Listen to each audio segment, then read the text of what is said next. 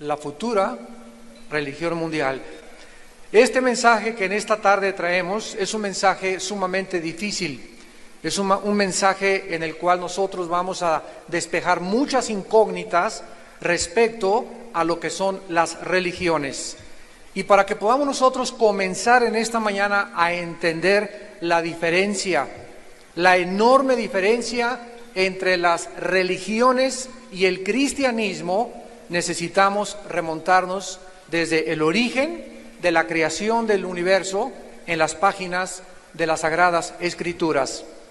La Biblia, damas y caballeros, es el único libro en todos los billones de libros que existen de literatura en el mundo entero, es el único libro que nos da respuesta a las tres incógnitas o a los tres cuestionamientos que todas las religiones se hacen y todos los sistemas filosóficos.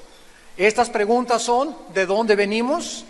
O sea, el origen. Nadie puede darnos respuesta cómo se originó el universo ni el ser humano. Todo cae dentro de especulaciones, hipótesis, filosofías, leyendas, mitos. La segunda es: ¿quiénes somos? ¿Quién es realmente el ser humano? ¿Somos un accidente de la madre naturaleza?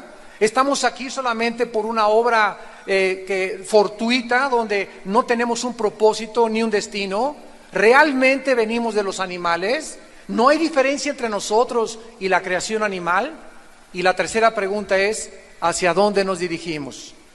Desde el principio de la humanidad, la Biblia dice que Dios creó al hombre a su imagen y semejanza. ¿Qué significa esto? Que Dios es espíritu. Cuando Dios envió a su Hijo hace 2000 años, Jesucristo, Él dijo claramente: mi Padre es espíritu y los que le adoran es necesario que en espíritu le adoren. Entonces Dios nos crea a su imagen y semejanza como seres espirituales.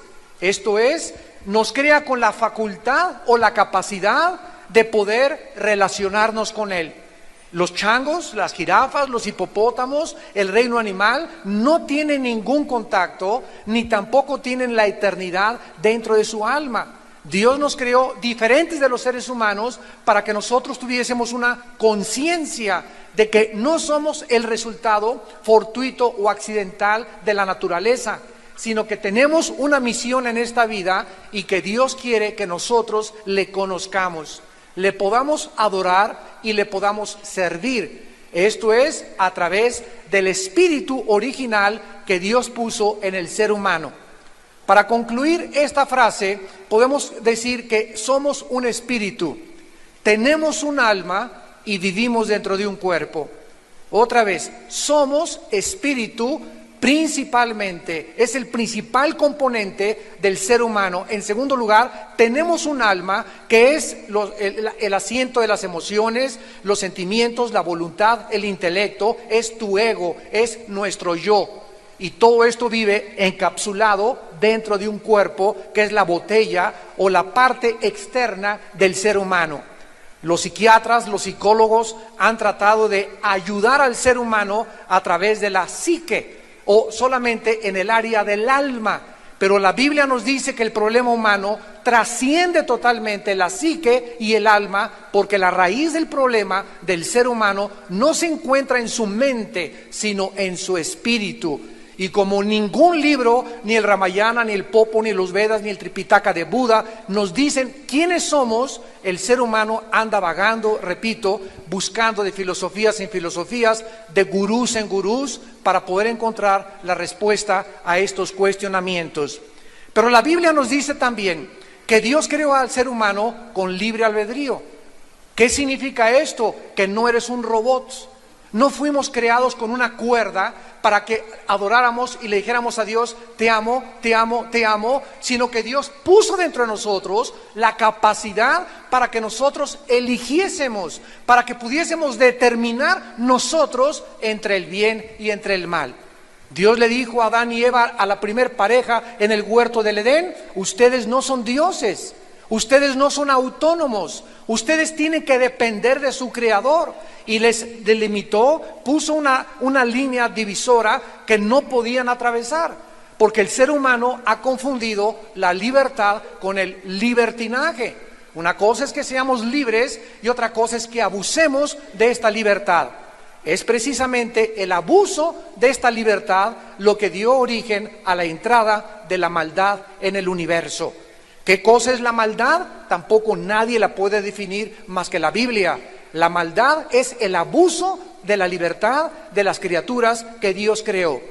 Dios nos pudo haber creado sin la capacidad de elegir, vuelvo a repetir, como robots, pero Dios quiso que nosotros pudiésemos determinar en la corta vida que tú tienes y en la corta vida que yo tengo, el cielo o el infierno, porque después de esta vida no lo acaba todo, como lo vamos más adelante a comprobar.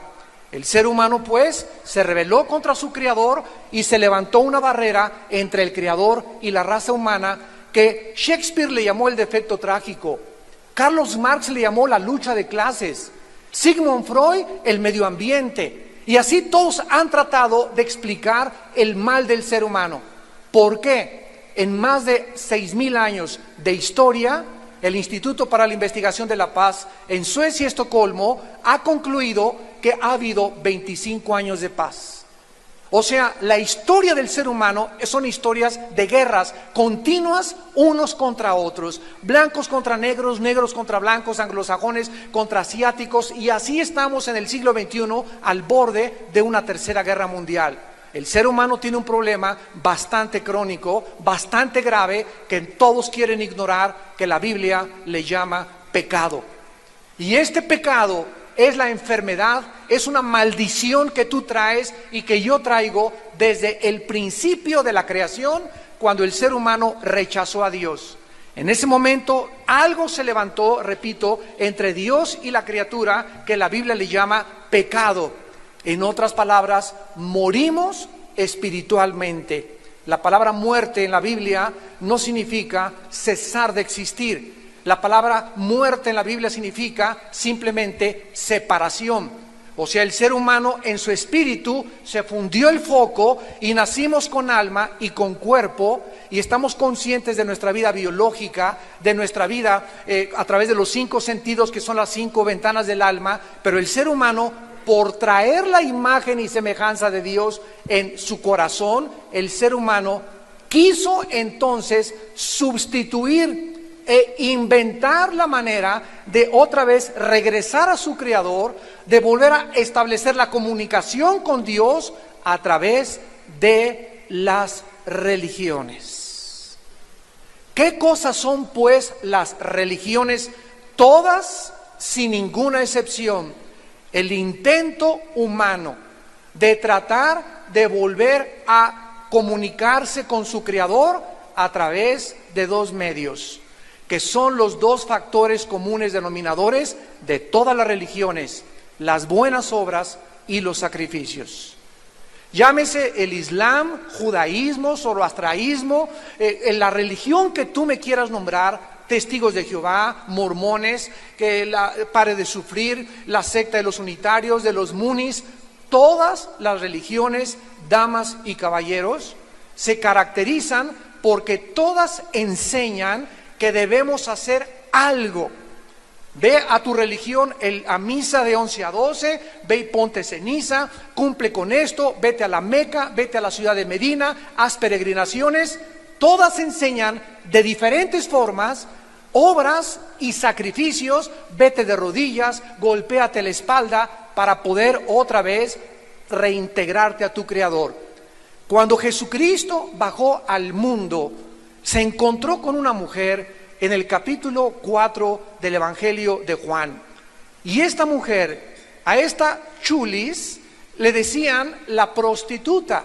Llevaba 5 matrimonios. Y con el hombre con el cual estaba viviendo cuando se encuentra Jesucristo, era su amante. O sea, era una mujer degradada moralmente. Pero eso sí, era una mujer muy religiosa. Se santiguaba, traía sus cosas personales religiosas, pero vivía una vida totalmente inmoral. Cuando Cristo se encuentra con esta mujer en Samaria, los samaritanos no se llevaban con los judíos. Había un abismo entre ellos, étnico, de prejuicios sociales. porque los samaritanos se cruzaron con otras personas que no eran judías y los judíos los despreciaban. Entonces Cristo, al atravesar por Samaria y detenerse a platicar con esta mujer, les causó un impacto total a toda la comunidad. Y dice la Biblia en el versículo 16, que Jesucristo, al encontrarse con esta mujer, le dice: llama a tu marido y ven acá. Cristo lo hizo de una forma deliberada, porque la mujer le responde: no tengo marido.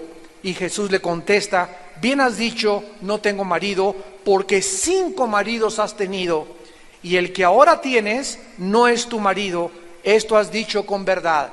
Nos damos cuenta el encuentro del Hijo de Dios con una mujer degradada moralmente, profundamente religiosa. Lo primero que entendemos es que Cristo no le dice ninguna palabra de condenación. No le dice: te vas al infierno, eres una mujer de lo peor, etcétera, etcétera, sino que le dice: me parece que tú eres profeta, le contesta la mujer, porque Cristo le dice su vida íntima que nadie conocía. Y la mujer le contesta religiosamente: nuestros padres, versículo 20, adoraron en este monte, y ustedes dicen que en Jerusalén es el lugar donde se debe de adorar. Hace 2000 años este conflicto ya existía entre cuál es la verdadera religión. Esta mujer le dijo: a mí me enseñaron mi religión. Si eres budista, creces budista. Si eres católico, creces católico. Si eres protestante, creces protestante. Si eres maometano, creces con la religión del Islam. Depende la estructura que todos nosotros hayamos tenido y que hayamos heredado, es la religión que practica la gente. Y esta mujer, igual que actualmente, le dice a Cristo: mis padres me enseñaron que es ahí, y ustedes dicen que es allá. Entonces, ¿cuál es la verdadera religión? ¿Cuál es el verdadero edificio? Y Cristo, damas y caballeros, nos trae la respuesta desde el cielo, y dice el versículo 21, Jesús le dijo: mujer, créeme. Y el primer paso que nosotros tenemos que dar para poder ubicarnos y situarnos y entender el mensaje de Jesucristo es creerle a Él. Mujer, créeme. ¿A quién le voy a creer? ¿A Buda? ¿Al Dalai Lama? ¿A Mahoma? ¿A Mahatma Gandhi? ¿A Zoroastro? ¿A quién le crees tú? ¿Quién es la persona que tú admiras más en esta vida? Cristo es tan impactante que celebramos dentro de algunos días su nacimiento. ¿Alguno de ustedes sabe cuándo nació Buda? ¿Se celebra el nacimiento de Mahatma Gandhi? ¿Se cierran los comercios, hasta los ateos tienen vacaciones? Y todo el mundo celebra la Navidad y nos embarga un espíritu de melancolía, un espíritu de adoración, como estos cantos navideños que oímos, que son lo más inspiracional que puede haber de adoración para Dios, donde todos, ¿de dónde nace esa costumbre de darnos regalos unos a otros? ¿De dónde nace? De las páginas de la Biblia. Porque Jesucristo dice: Dios amó de tal manera al mundo que nos dio a su Hijo Jesucristo, para que cualquiera de ustedes que en Él crea no se pierda, mas tenga la vida eterna. Dios se dio a sí mismo, nos regaló a su Hijo, y de ahí viene la costumbre de entre nosotros darnos regalos. Es el tiempo que recordamos que Dios nos dio a su Hijo Jesucristo. Pero no solamente eso, sino que Cristo es tan impactante que además de su nacimiento celebramos en Semana Santa su muerte y resurrección. Y hasta los ateos les dan Semana Santa. Y se cierran los comercios durante algunos días para celebrar la muerte y la pasión del Hijo de Dios. ¿De qué otro personaje, damas y caballeros, de qué otro personaje en la historia, dime tú, señor sociólogo, de dónde, señor antropólogo, se celebra el nacimiento y la muerte de un hombre casi a nivel mundial más que de la persona de Jesucristo? Pero no solamente nos quedamos ahí, sino que Cristo es tan impactante como un personaje en la historia, que la misma historia la contamos a partir de su nacimiento. Y ahora nos encontramos el día 16 de diciembre del año de 2006. ¿Desde cuándo estamos contando esta fecha de Cristo a nuestros días? Y de Cristo hacia atrás es antes de Cristo y después de Cristo. Una persona una vez en la televisión me dijo, yo tengo hasta dudas que Jesucristo haya existido. Y le dije, ¿qué fecha es su cumpleaños? Pues el 3 de mayo de no sé qué cosa. Y le dije, ¿y desde cuándo cumple usted su cumpleaños? Y me dice, después de Cristo. Es increíble cómo la gente puede hablar tantas sandeces cuando estamos marcados históricamente mediante el nacimiento y la muerte del Hijo de Dios. Entonces Cristo comienza diciéndole a la mujer, créeme, y todos nosotros tenemos la misma oportunidad también. Yo antes de ser cristiano heredé la religión que todos hemos heredado, porque nos las han transmitido nuestros padres. Y recuerdo cuando una persona me dijo, Armando, si tú te vas al infierno, no le vas a decir a Dios, es que esta es la religión, porque tenemos la responsabilidad, todos delante de Dios, de buscar por nosotros mismos, porque Dios no tiene nietos, ni tiene sobrinos, tiene solamente hijos e hijas. Entonces yo tuve que venir a la Biblia, comenzar a examinar la Biblia a la luz de todas las filosofías y religiones que yo había estudiado, psicología, ciencias políticas, filosofía y letras, etcétera, etcétera, y convencerme que nadie ha hablado como este hombre y que la Biblia es inigualable. Nadie actualmente en el mundo puede atreverse a decir que hay un libro superior a la Biblia. Nadie, jamás en mis 28 años que tengo de predicar el Evangelio me he encontrado a ninguna persona, ni ateos, ni a comunistas, ni agnósticos, ni escépticos, que se atrevan a decir, te voy a presentar un libro que es mejor que la Biblia. Porque la Biblia es el único libro que tiene los registros históricos, científicos, genéticos, antropológicos, psicológicos, de literatura, de arte y de cualquier otra disciplina académica y genética que ningún otro volumen lo tiene.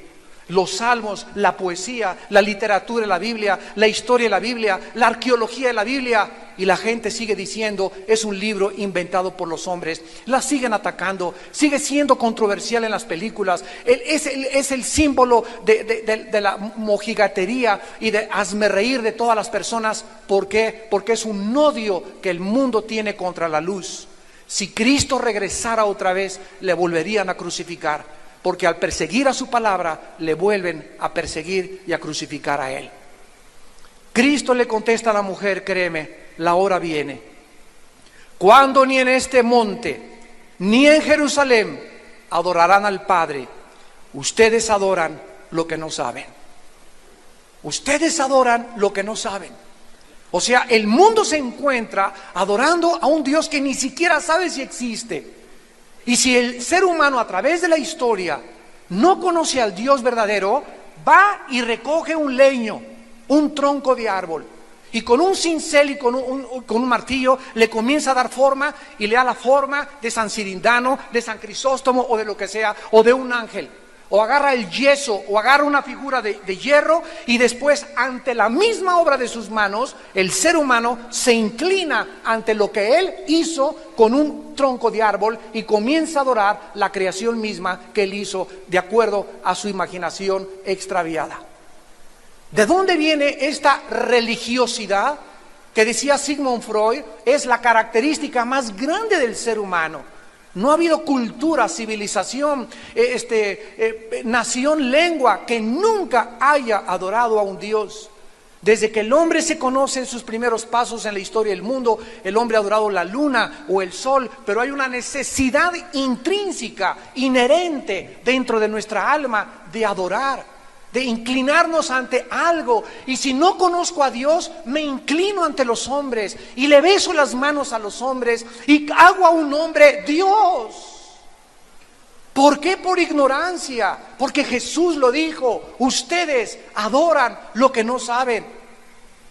Por la ignorancia de la revelación divina, el ser humano se encuentra perdido en caminos que parecen derechos, pero cuyo fin es la muerte. Y Cristo continúa diciendo, ustedes adoran lo que no saben, nosotros adoramos lo que sabemos, mas la hora viene cuando los verdaderos adoradores adorarán al Padre en espíritu y en verdad. Porque tales adoradores el Padre busca que le adoren. ¿Quién es pues un cristiano? Un cristiano no es el que haya sido bautizado o el que vaya a una iglesia. Muchas veces hasta muchas personas hasta la Biblia traen, y nunca el diablo es más diabólico que con una Biblia debajo de la mano.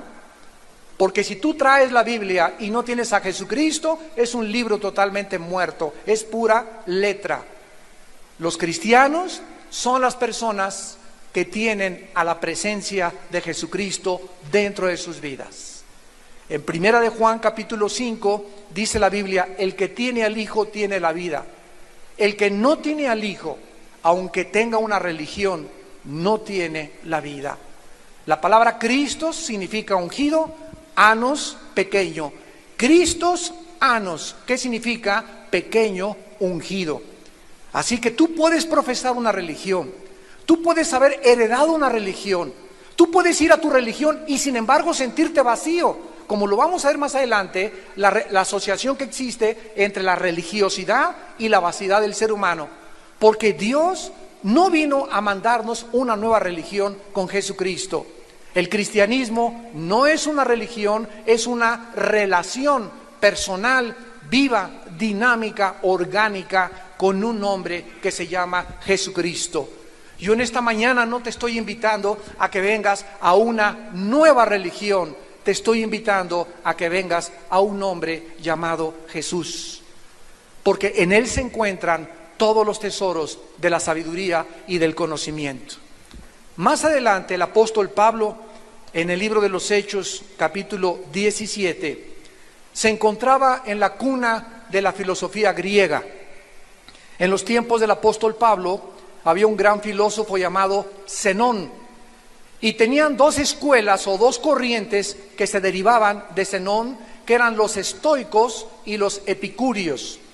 Estas dos corrientes filosóficas en boga en aquella época, unos decían que amaban la verdad pura o la razón pura, y los otros meramente estaban entregados al placer. Bueno, los griegos en aquella época, que amaban la filosofía, amaban la meditación y amaban todas las corrientes nuevas que pudieran existir, invitaron al apóstol Pablo a una colina que se llamaba en Atenas el Areópago, y le dijeron: a ver, ven tú, palabradero, ven a decirnos cuál es tu rollo, como decimos vulgarmente en el siglo XXI. A ver, cuáles son tus pensamientos, cuál es tu perspectiva del universo, tú quién crees que sea Dios, quién crees que sea la religión. Y el apóstol Pablo, en Hechos 17, versículo 22, Pablo puesto en pie, en medio del Areópago, les dijo a los griegos: varones atenienses, en todo observo que son muy religiosos. Pablo les llama a los griegos religiosos. Y dice la Biblia en el versículo 23: porque pasando y mirando vuestros santuarios, hallé también un altar en el cual estaba la inscripción: al Dios no conocido, al que ustedes adoran sin conocerle, es a quien yo les anuncio. Los griegos tenían una estatua grandísima que decía: al Dios no conocido. Por lo menos eran honestos intelectualmente. Estamos tratando de saber por qué existe en nosotros, decían los griegos, algo que trasciende, como llegaron a la conclusión: Dios me creó, y Dios existo, luego vivo, luego tiene que haber una causa. Esta causa no puede estar dentro de mí, tiene que estar fuera de mí, tiene que trascender de mí. Esta causa es Dios. Los griegos, damas y caballeros, hace 22, 23 siglos creían en Dios. Y el siglo XX pasado es el siglo que más se ha caracterizado por el ateísmo.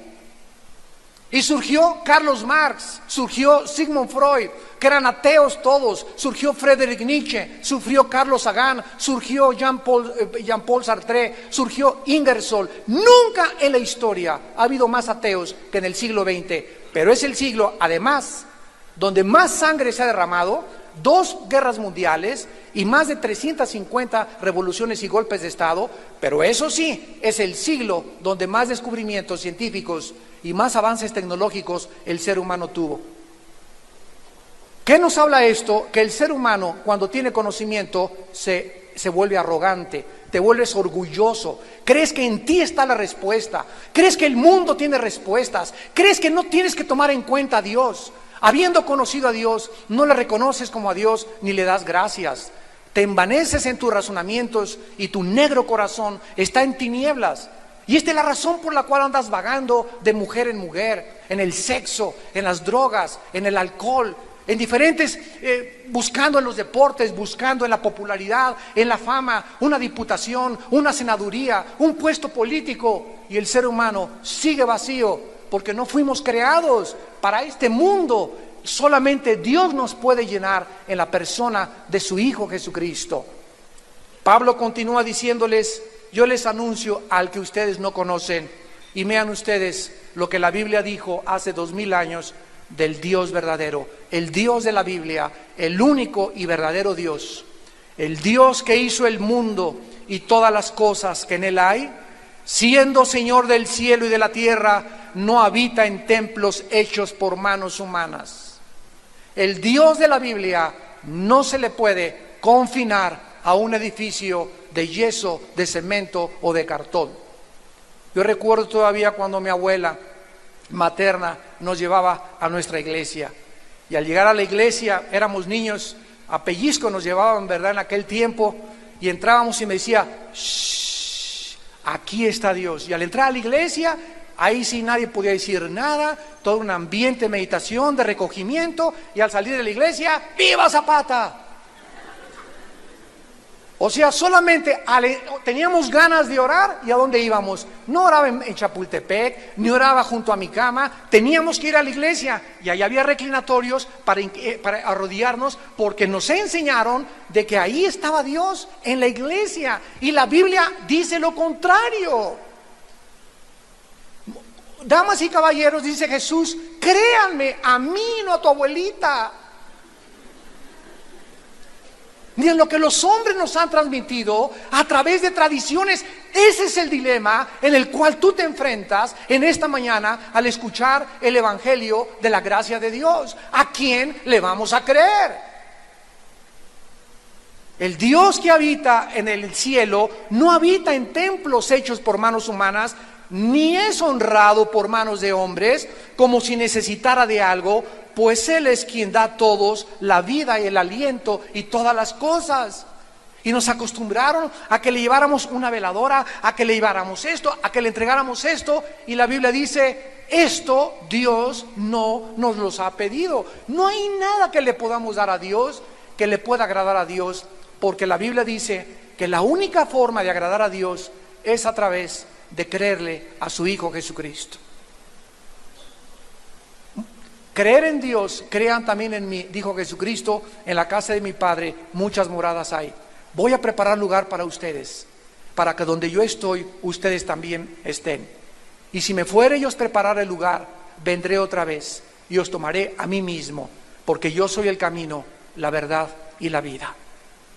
Y Pablo continúa diciéndoles: y de una sangre ha hecho todo el linaje de los hombres para que habiten sobre la faz de la tierra, y les ha prefijado el orden de los tiempos y los límites de su habitación. Escúchenme, médicos, escúchenme, científicos, estamos hablando algo escrito hace 2000 años.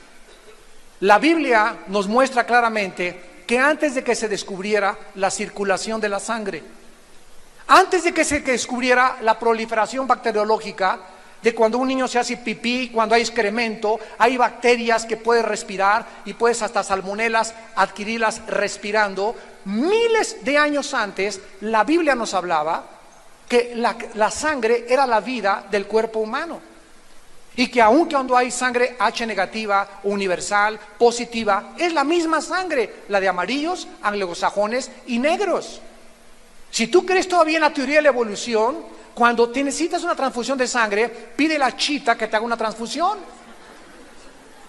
¿Por qué la sangre de los monos? Hay 1 o 2 cromosomas diferentes de los animales. Con eso basta para que haya un abismo de separación entre la creación animal y la creación humana. Y la Biblia ya lo decía hace 2000 años, que todos los seres humanos, amarillos, negros y anglosajones, tenemos la misma sangre. Somos el mismo linaje, no hay una raza subhumana, somos humanos. No hay raza de negros, raza de amarillos, somos raza humana. No son tres razas, somos una sola raza. Y les ha prefijado el orden de los tiempos y los límites de su habitación. En 1969 se intentó llegar a la Luna. Y no hemos pasado de la Luna. Andamos haciendo pininos en Marte y mandando sondas, etcétera, etcétera. Y ahora hasta hemos llegado al colmo de planear ya para el año, dentro de 15, 20 años, las lunas de miel en la Luna. ¿Quién se quiere ir a la luna de miel? Oye, Cancún, Puerto Vallarta está 1000 veces mejor que la Luna. Allá a lo mejor se divorcian en la Luna. Dios lo estableció, señores astronautas, hace 2000 años, que el ser humano no iba a pasar. Nos prefijó el orden de los tiempos y los límites de nuestra habitación. Nos puso una casa que es este planeta, con unas puestas de sol increíbles, valles, montañas, aguas, ríos, pájaros, belleza, 4 estaciones del año, etcétera, etcétera. ¿Por qué nos queremos salir arriba y por qué queremos sumergirnos a una Atlántida, inventar una ciudad y meternos ahí cuando tenemos un planeta que en el sistema solar es absolutamente inigualable? Porque el hombre nunca está conforme con lo que tiene. Y esta inconformidad, ¿de qué te habla? De que no estás satisfecho. Ya tienes una esposa guapa, quieres 3 Miss de América. Ya tienes un hombre que te provee, quieres tener otros 2 o 3 o 4. Ya tienes 2 casas, quieres 3 casas. Tienes 2 coches, quieres 3 coches. Y después tienes un avión y quieres más. Y tienes esto y más y más y más. Es una hambre insaciable del ser humano por poseer. Y Cristo contestó: la vida del hombre no consiste en la abundancia de los bienes que posee. Nada podrá satisfacer tu vacío espiritual más que la persona del Hijo de Dios. A continuación vemos nosotros en el libro del Génesis capítulo 11, la primera religión colectiva o mundial de la Biblia y de la historia en la famosa Torre de Babel. Hasta el capítulo 11 del Génesis, el ser humano no se había congregado, no se había reunido con otros seres humanos para adorar algo o a alguien. Entonces, repito, como el ser humano nació muerto, separado espiritualmente de Dios, y traemos la eternidad dentro de nuestra alma. Aquí algo nos dice que después de la vida, después de la muerte, tiene que haber algo. Los egipcios se enterraban con su comida, le ponían la espada a los muertos. Los chinos, todas las civilizaciones y culturas han profesado que hay algo después de esta vida. Y este es el dilema del ser humano, que no sabe qué es lo que hay después de esta vida. Gracias a Dios que hay un hombre que ya estuvo muerto y fue sepultado y resucitado a los 3 días. Y después de regresar de la muerte, nos dice que Él es la resurrección y la vida. Y que si Cristo resucitó, entonces sí hay resurrección de muertos. Sí hay una vida después de la vida esperándonos. Somos peregrinos por este mundo nada más. Y tenemos que creer las palabras de Cristo para que tú puedas salir por esta puerta en esta mañana con una esperanza que tal vez nunca te imaginaste que iba a comenzar a nacer en tu corazón en este momento. En Génesis 11 se levantan una torre y dicen los seres humanos por primera vez en la historia, versículo 4, edifiquémonos una ciudad y una torre cuya cúspide llegue al cielo, y hagámonos un nombre, por si fuéramos esparcidos sobre la faz de la tierra. Aquí encontramos la primera rebelión masiva en contra del Creador. Aquí encontramos el origen masivo de las religiones a través de la historia. Hagámonos un nombre. Entre nosotros juntémonos y levantemos al ser humano. Y esto se llama en la filosofía el humanismo. No lo confundas con el humanitarismo. El humanismo es, en el principio el hombre hizo los cielos y la tierra. El hombre es el centro de la creación. El hombre es capaz de resolver todos sus problemas. El hombre tiene la capacidad, no las Naciones Unidas, si nosotros vamos a resolver los problemas económicos y políticos de la humanidad. El hombre podrá acabar con las guerras. Viene el siglo de oro o los ovnis van a venir a rescatarnos. Todos estos sueños marihuanos, porque es lo que son, fruto del opio, fruto de la imaginación humana, son contrarios totalmente a la revelación de la Biblia. Pero eso sí, prefieres creerle a tu gurú que a Jesucristo. Prefieres creerle a otra persona religiosa que es tu ídolo, que al que murió en una cruz hace 2000 años a través de su sangre derramada en una cruz. ¿A quién le vas a creer? Es que es tan sencillo, tan elementalmente sencillo, secundariamente complicado para muchos. El poder realmente, con la lógica que tenemos y la inteligencia que nos ha dado, es cuestión de lógica elemental. ¿A quién le voy a creer? Si Jesucristo es Cristo, si Él es el Hijo de Dios, yo necesito conocerlo, necesito seguirlo, necesito rendirle mi vida, porque Él nos vino a advertir que hay un juicio que viene a la humanidad. Él bajó del cielo a advertirnos que hay un infierno y que después de la vida millones de personas morirán e se irán al infierno. Eso no importa si lo creas o no lo creas, porque eso no deja de ser verdad. Yo no te voy a decirte, te voy a creer porque no lo crees o porque eres escéptico. Cristo lo dijo y me basta. Y si Él es la autoridad con la que Él vino a hablarnos y decirnos el futuro de nosotros, entonces es necesario que en esta mañana le consideres como tu Señor y como tu Salvador. Hagámonos un nombre y levantemos hasta el cielo nuestro nombre. Esta es la primera vez, damas y caballeros, donde las religiones se unen con la brujería. Aquí encontramos que estos hombres, al levantar la torre al cielo, comenzaron a adorar a los signos del zodíaco. Y hay una grande relación, y tú lo puedes estudiar en las religiones, hay una profunda relación entre la religión y la brujería. Yo recuerdo hace muchos años a una mujer en Tlatelolco que se llamaba Doña Pachita. Esta mujer tenía fuera de su departamento unas limusinas y carros de políticos y de personajes deportistas y curaba milagrosamente. Y cuando entrabas ahora sí que a su oficina o a su quirófano, como le llamaba ella, tenía una estatua de San José Bautista, San Crisóstomo, Santa Rita de Casia, tenía al diablo, tenía al arcángel Miguel, tenía a Jesucristo y tenía a Buda. Y lo primero que ella decía es que ella era muy religiosa. Qué interesante que la mayor parte de los brujos se persignan. La mayor parte de los brujos invocan a Dios, o invocan a santos, o invocan a personas que en este momento me escuchan y practican la astrología, no la astronomía, la astrología, y diario oyes a Walter Mercado. Y es increíble cómo esta persona pueda inspirarte más autoridad cuando no sabes ya si es hombre o es mujer, o qué es, o de dónde salió.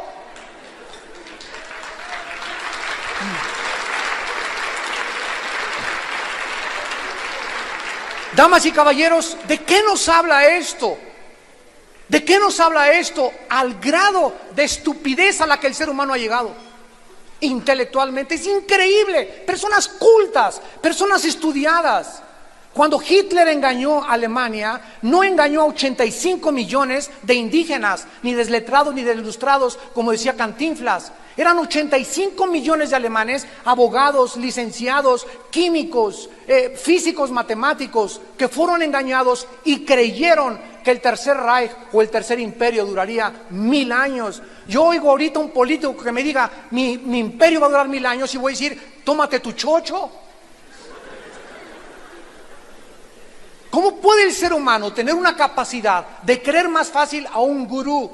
Cuando el gurú Maharaji llegó a Los Ángeles, después de que los Beatles fueron a la India a traer la droga, la marihuana, y a traer el hashish, y a traer el mundo de las drogas y las filosofías orientales a América, al llegar al aeropuerto, el Maharaji Yoga dijo, ha llegado Dios a Los Ángeles. El Dalai Lama le dijo al Papa Juan Pablo II en 1994 que él era Dios.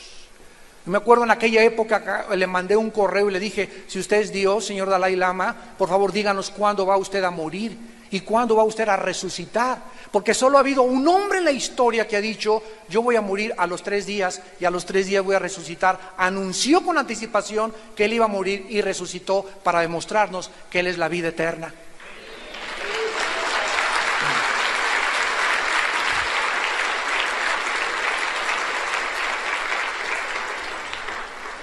Y en penúltimo lugar, nosotros encontramos después de esta profecía de el capítulo 11 del Génesis, donde se asocia la religión con la brujería. Qué interesante que haya esta estrecha relación. Esto se llama en la teología sincretismo. Sincretismo, la unión o la mezcla de la religión con la brujería. Cuando llegaron a conquistar a las Américas, aquí también en México, ¿verdad? Cuando llegaron los religiosos de España, aquí había un ambiente de paganismo, de brujería, igual que en Estados Unidos, los indios, los sioux, los cherokees, todos ellos adoraban a los espíritus y se comenzaron a mezclar la religión que llegó de Europa con el paganismo y ahora es una mezcla de brujería con religión. Y la Biblia nos muestra hasta qué grado el ser humano se ha confundido. Y en penúltimo lugar, en el libro del Apocalipsis capítulo 17, la Biblia termina profetizando que antes de la segunda venida de Jesucristo surgirá una religión mundial. Hace algunos años surgió un movimiento filosófico llamado la Nueva Era. Y una de las cosas más extrañas que están sucediendo en los últimos 10 años en el mundo es que de alguna forma las religiones, llámense brujos, llámense mahometanos, llámense musulmanes, llámense judíos, etcétera, etcétera, se están juntando los líderes, archimandrita griego, etcétera, etcétera, se están juntando entre todos, junto con otras religiones, para poder hacer una sola religión bajo una bandera. Cristo dijo que fuéramos uno, unámonos, porque todas las religiones llevan a Dios. ¿Es esto lo que dice la Biblia? Que todas las religiones llevan a Dios. ¿Quién acuñó esta frase? ¿Quién la inventó? De que todas las religiones llevan a Dios. Es lo mismo de que todas las carreteras llegan a Acapulco. Hay una autopista y una carretera vieja, discúlpame, pero no todas llevan al mismo lugar. No es cierto que todas las religiones llevan a Dios, de acuerdo a Jesucristo. Cuando yo leí Juan 14:6, hace muchos años, en la Biblia, Jesucristo dijo, yo soy el camino, la verdad y la vida, me encontré con un dilema, damas y caballeros. Me encontré con un hombre que me decía, yo soy el único camino. Un camino en la Biblia es salir de un punto y llegar a otro punto. Y todos sabemos que todos nacemos para morir, todos nosotros. Y todos tenemos, antes de la muerte, unos andan extraviados, otros por una filosofía, otros por una religión. Dice la Biblia, como ovejas descarriadas, todos nosotros nos apartamos del camino de Dios. Y llega el Hijo de Dios hace 2000 años y nos dice, vengo a meterlos al corral. Vengo a que ustedes me sigan a mí, yo soy el buen pastor. Y el buen pastor su vida da por sus ovejas. Mis ovejas oyen mi voz y me siguen. Los que no son mis ovejas siguen a la voz del extraño, del ladrón y del salteador que ha venido a engañarlos diciéndoles que es un líder religioso. Cristo nos dice que Él es el único Mesías, el único líder religioso entre las religiones falsas que hemos inventado todos nosotros, a quien debemos de creerle y a quien debemos de seguir. Y tú vas a escogerlo en esta mañana. Y cuando Jesús dice, yo soy la verdad, ¿saben ustedes qué implica esta declaración, señores filósofos? Implica que la verdad no es un conjunto de reglas o filosofías o temas o hipótesis. La verdad es un hombre. La verdad no son declaraciones de pensamiento de la perspectiva que tú tienes del ser humano. La verdad está en un hombre que se llama Jesús. Y la palabra verdad, interesante en el griego, la palabra aletinos, significa la realidad en contraste con la apariencia. En otras palabras, cuando Jesús dice yo soy la verdad, nos está diciendo yo soy la única realidad. Y todo lo que este mundo te ofrece, las atracciones del mundo, las atracciones sexuales, los placeres, los reinos, los gobiernos, la búsqueda del dinero y del poder, todo es un espejismo. Estamos en un mundo donde todos son espejos y donde brincas como un regalo que te dan con moños y todo, y abres el regalo y no hay nada, está vacío. Brincas sobre esa mujer es la de mis sueños, y la tomas y la obtienes y sigues vacío. La diputación es lo que yo he esperado toda mi vida, ya soy diputado, y después de que eres diputado dices, ¿y ahora qué sigue?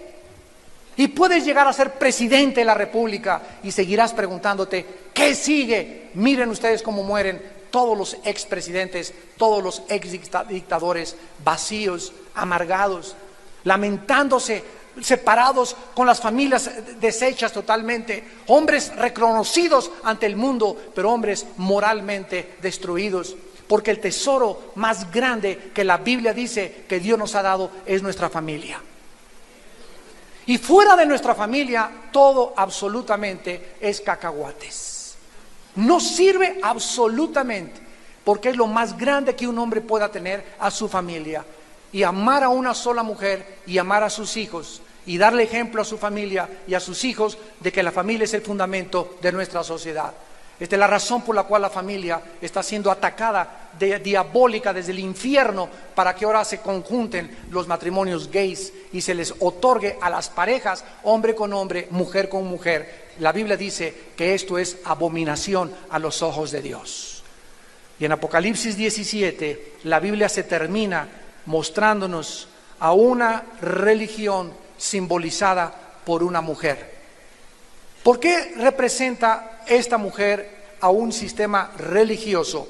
Porque en la Biblia las relaciones sexuales y la unión entre un hombre y una mujer es el símbolo y la representación más grande de Cristo y su iglesia.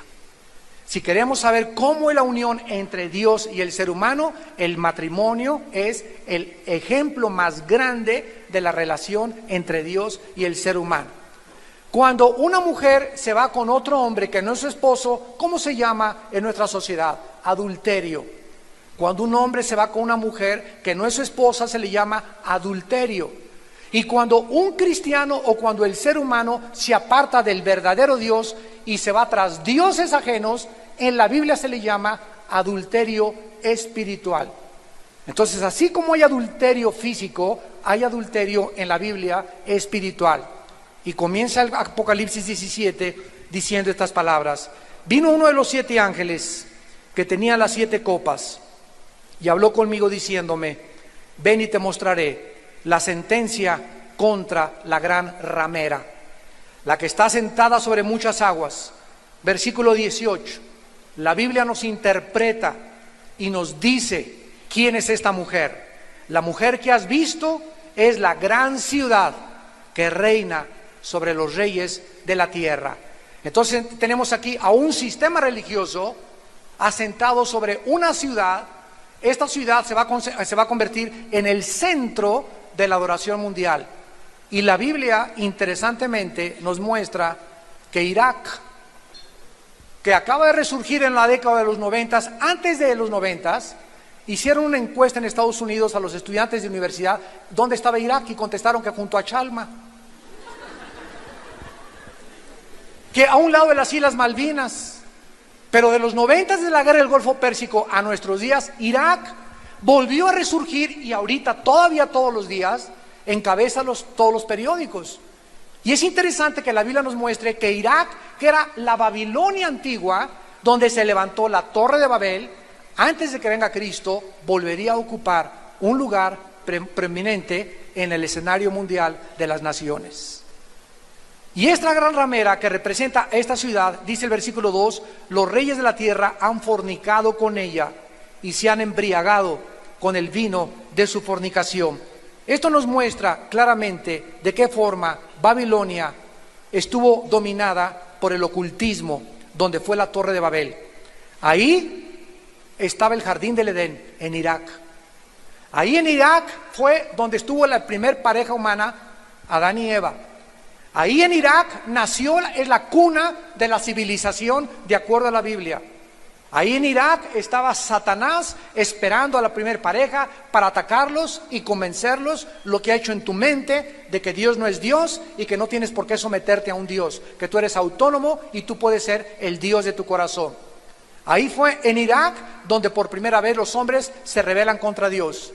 Y ahí en Irak el mundo ha hecho un ciclo y de acuerdo a la Biblia va a regresar la historia y va a terminar en Irak. Porque junto a Irak y alrededor de Irak, lo que es el Valle del Megiddo, Siria, Irán, será la tercera guerra mundial de acuerdo a las páginas de la Biblia. Y la tercera guerra mundial, de acuerdo a la Biblia, hace 2800 años, tendrá una mecha que prenda y se encienda en las naciones y es el petróleo. Porque en el Medio Oriente se encuentra, esto es interesante y no es coincidencia, más del 65% de las reservas petroleras del mundo entero. Y el mundo no puede prescindir del petróleo. Estados Unidos depende más del 20% de sus importaciones del Medio Oriente. China depende más del 25% del petróleo del Medio Oriente. Europa necesita el petróleo y por eso tiene que haber paz en el Medio Oriente. Porque el mundo occidental no puede subsistir sin el petróleo y ahí se encuentra debajo de Irak, de Saudi Arabia, de los Emiratos Árabes y de Irán. Y por eso es la bomba de tiempo que el mundo no entiende, que está ahí a punto de explotar, de acuerdo a la Biblia. Estas religiones que nacieron en Irak, en Babilonia, fueron controladas por los astrólogos, por los tatarabuelitos de Walter Mercado.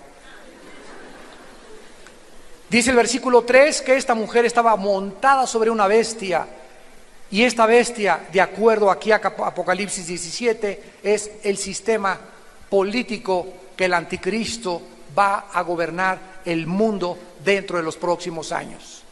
Vamos a terminar y vean esta imagen. Una mujer representa la religión montada sobre el poder político. ¿Qué simboliza o qué significa esto? Que a través de la historia siempre ha sido la religión la que ha controlado el poder político. La unión entre las religiones y la política no se puede divorciar en ninguna historia de ninguna nación. En tiempos de Cristo, ¿quiénes crucificaron a Cristo? ¿Los políticos? No. ¿Quiénes crucificaron a Cristo? Los religiosos, los que representaban la religión de sus tiempos, fueron con el poder político, con Pilato, y le dijeron: entréganos a ese hombre y crucifícalo. Y el poder político, bajo la influencia y la presión del poder religioso, entregó a Jesucristo en las manos del poder religioso. Y esto se va a volver a repetir otra vez. Cuando la futura religión mundial se una, va a controlar por algunos años al anticristo y va a tratar de dominar la religión al poder político otra vez. Pero más adelante dice que el poder político se va a deshacer del poder religioso y entonces lo que siempre ha sucedido, cuando el poder político obtiene de la religión lo que a sus intereses le conviene, ya no los necesitan ni tampoco los vuelven a usar. Porque es la forma de llegar al poder, a través del poder religioso. Qué dura palabra es esta de oír, pero es la palabra de Dios.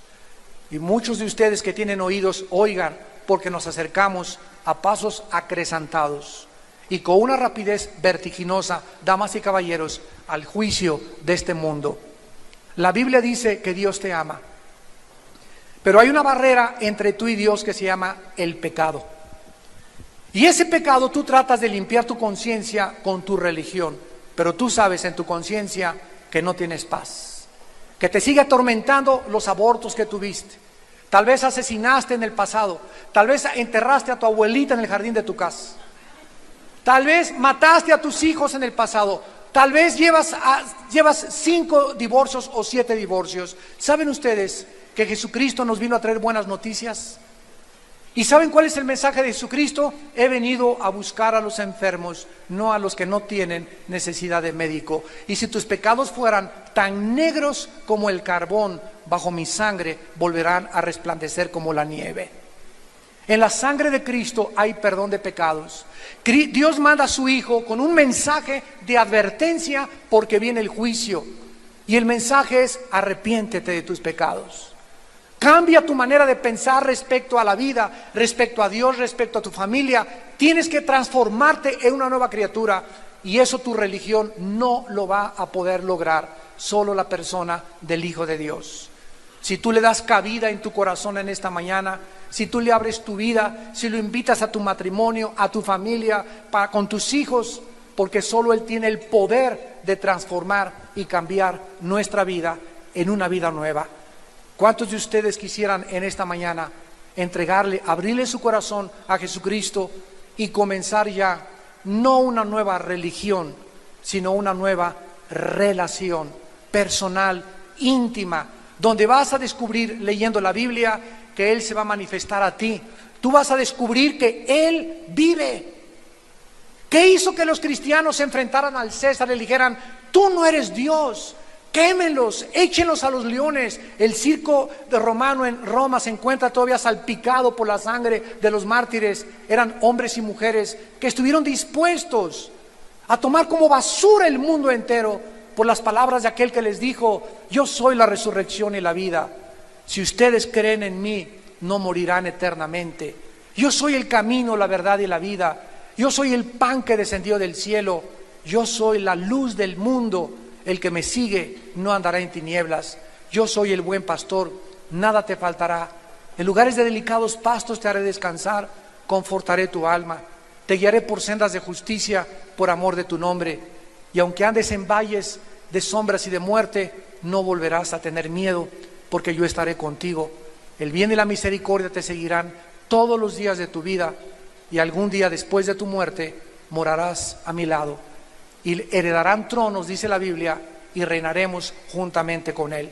¿A quién le vas a creer en esta mañana?